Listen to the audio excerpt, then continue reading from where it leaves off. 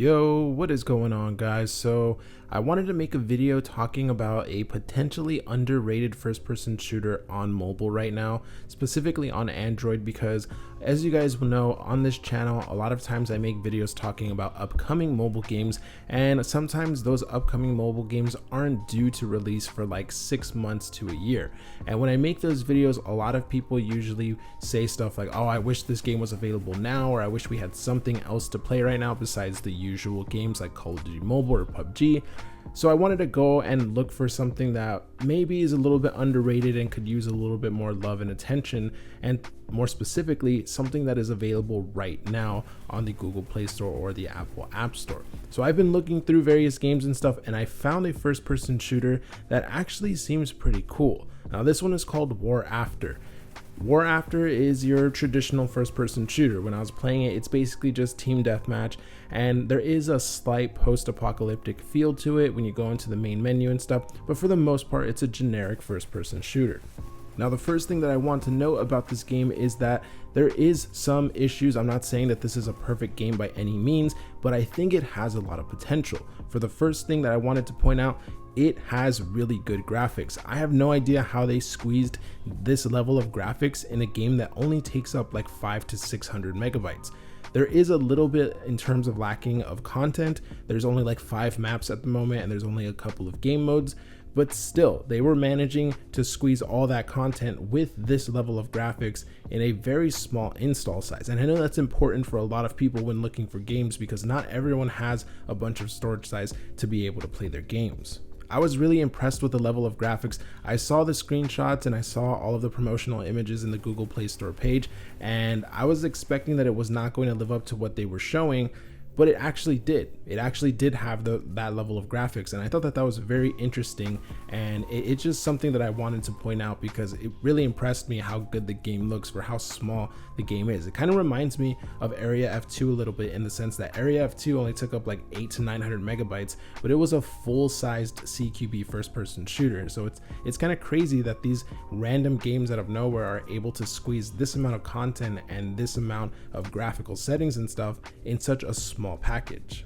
But anyway, moving on from the graphical settings, one issue that I do want to point out is the time to kill in this game. It's quite high if you guys haven't noticed, and one of the reasons why is because you actually have a shield and then you have your main health.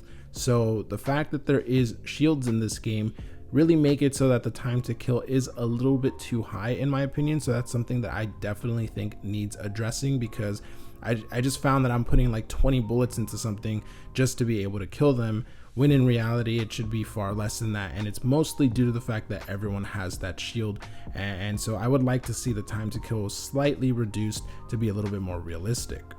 After about an hour of playing this game, that was my main issue, was the time to kill. I didn't really get used to it, and I just felt like I was putting in way more bullets than I needed to in order to kill someone. So I would definitely like to see that addressed, but everything else was pretty decent. I mean, being able to crouch slide was really cool. Being able to actually use various different guns and stuff. I think the guns look and sound pretty decent. They could probably use a little bit work too, specifically the sound, but overall, again, this game has potential. I think if they actually took this game a little seriously and maybe actually listened to the community about what needs to be changed, I think it could definitely be a contender for being a game worth playing.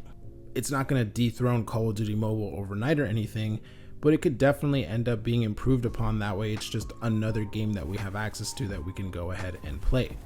And that's really all it needs to be too. It doesn't need to be like a Call of Duty Mobile killer or anything like that. It just needs to be a competent first-person shooter that we can go ahead and enjoy when we don't want to play those other games like Call of Duty Mobile or something. I definitely think that if they addressed some of the issues in this game, that it could very well be a decent first-person shooter to pick up and play and just kind of keep installed on your phone. And like I mentioned, it doesn't take up much storage to begin with, so having this and just having it sit there whenever you want to go ahead and play it would actually be pretty cool.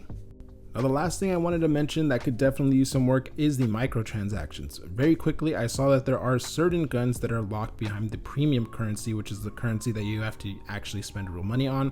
So these guns can usually be had for around $2.50 US, but it's still not what I want to see in a first-person shooter. I don't want to see any guns locked behind a paywall unless it's specifically like a skin or something. If it's a skin that doesn't give you any advantage, then that's fine. I don't really care about skins. But if you're locking specific guns behind a paywall, well, then that's when I kind of have an issue with it. So I hope that they can actually address that and remove that. There's also other things like loot boxes and stuff, but as of right now, I haven't really gone too in depth on the microtransactions to make a definitive statement on how I feel about them.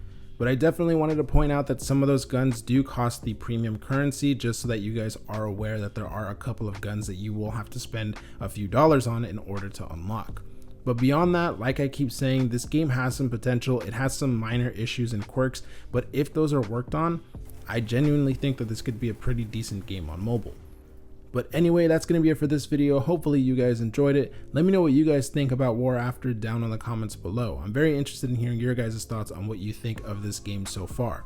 But with all of that being said, thank you guys for watching. I hope you enjoyed the video, and I will see you in the next one.